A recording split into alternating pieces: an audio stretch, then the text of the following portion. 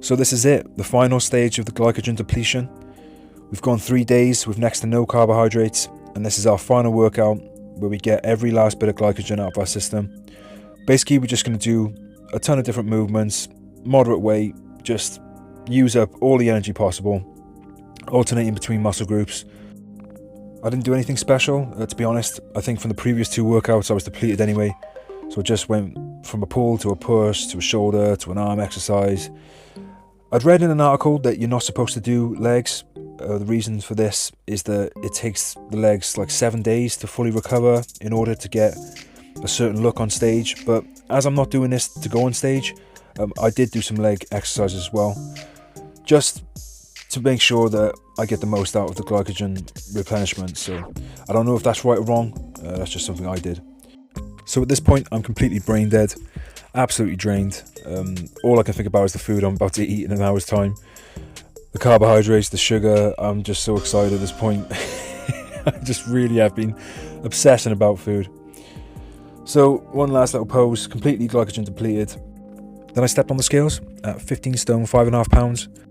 Then I'll weigh myself again on Thursday morning to see how much weight I've put on during 48 hours of carb loading. I can't explain to you how excited I am right now to eat all this food. It felt like this day was never going to come. I feel physically drained. I've just finished the last glycogen depleting workout. I need to eat. I need carbohydrates in my life.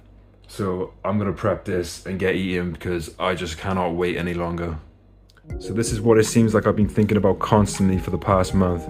This meal has over 1,600 calories, 230 odd grams of carbs, 53 grams of fat, and over 60 grams of protein. We've got 100 grams of oats, 50 grams of Cocoa Pops, we've got 50 grams of granola, of mixed nuts, and 30 grams of raisins. We've got 50 grams of honey, we're gonna have a tablespoon of peanut butter, and we're gonna have about 800 ml of milk, semi-skim milk, about 500 for the oats, and the rest for the Cocoa Pops. So I'm gonna prep this up because I literally cannot wait to eat this. So why so many calories and carbs in one meal? The thinking is that if the body is now super sensitive to taking on glycogen, I'm guessing that it's going to be the most sensitive right at the beginning, so I wanted to get the most carbohydrates as soon as possible, and that's why I've got 230 grams in this meal. Here we go, the porridge is ready. I'm just crazy excited right now. I know you're probably thinking, bloody hell Chris, I mean it's just a bit of food, I'm sure it tastes nice, but you know, come on now. But when you've basically been starving yourself for weeks on end, you know, it just becomes all you think about. And it's called the concept of delayed gratification. When you stop yourself having something that you really, really want, when you eventually do have it, it's so much better.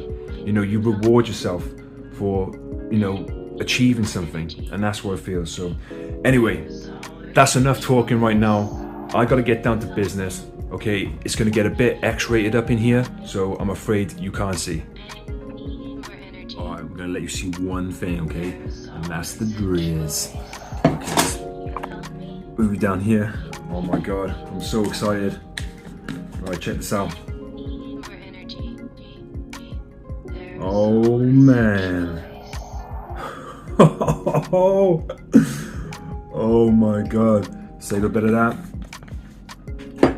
Look at that. Oh my god. Okay, here we go. Honestly, I feel high right now. Here we go.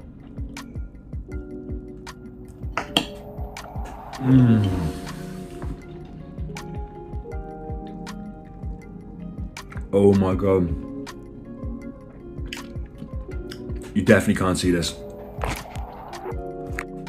Wow, who would have thought a bowl of porridge could be so exciting? So for lunch we had chicken and rice, about 80 odd grams of carbs, 750 calories.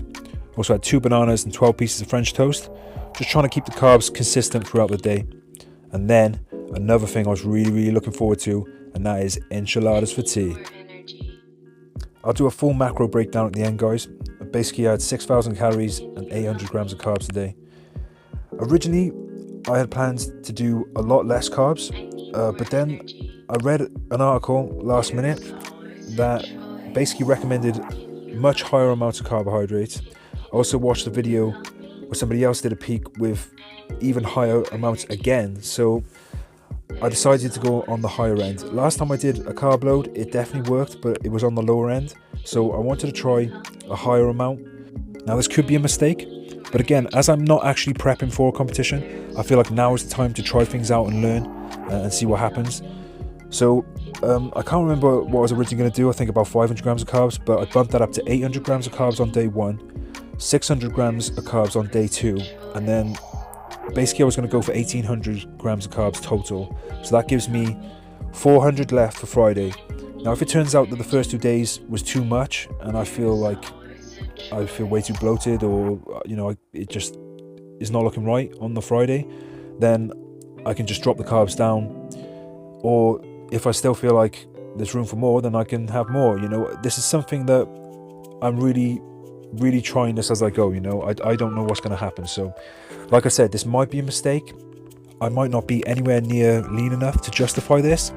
Some, as I said before, would even say that I'm not lean enough to justify a depletion and a carb load anyway, and I would have been better off just continuing to diet for the rest of the week. But it's a challenge, it's doing something new, I wanted to try it out. So again, because I'm not actually stepping on stage, there's not really any consequences, so I just want to learn. Next year will be different because I'm definitely going to do a competition. But so here we go, there's the enchiladas. This beast has got 2600 calories, it's got over 300 grams of carbs in it. It's got a lot of fat. I'll be honest guys, I had about 170 grams of fat for the day, and that is probably way too much fat. And 6,000 calories is probably too many calories. Like, I wanted to get 800 grams of carbs, but I'll be perfectly honest, like, there is a part of me that just wanted to have some comfort food. So here we go, just playing it up. I mean, oh, look at this, I've waited so long to eat food like this. Honestly, I don't regret it at all. One thing I did change though was I was actually going to eat all of the enchiladas in 2 sit-ins, but I actually felt a bit ill and I wanted some extra sugars, so what I did was I had half instead. I swapped half for this chicken and egg wrap, and I had some sugar-based things like some fruit pasta, some orange juice, and a bit of malt loaf. So that equated to about 150 grams of carbs. So I probably did intake less fat, which is good, and a little less calories. But we did finish with 2 scoops of salted caramel ice cream, because if you're going to have a chili, you got to have ice cream. So this is the full macro breakdown for the day. Breakfast clocking in at 1600, lunch 750, the enchiladas 2600, the snacks about 600 odd, and the ice cream at the end 300, for a total of 6100 calories. We got 800 grams of carbs there, nearly 300 grams of protein, and 173 of fat, which, like I said, is probably way too much, but I'm seeing a lot of conflicting information online. Some people are all about super high carb loading, others say that it's completely unnecessary and you just need to continue on the diet. I don't really know, I'm just trying this out from my own personal experience. After this I would have tried both, so I'll have a bit more experience. But let me know what you think, guys. I mean, what do you do for your peak week? Do you believe that carb loading is important, or do you think it's unnecessary? I'm curious what you guys think.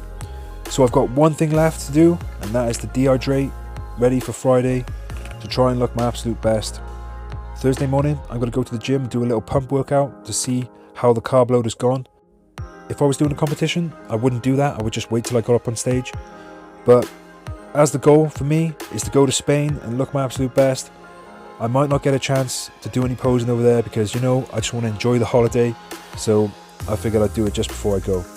So thank you so much for watching, guys. We'll see you in the next one for the final pump workout before I finally leave and go on holiday for the first time ever at 35 years of age.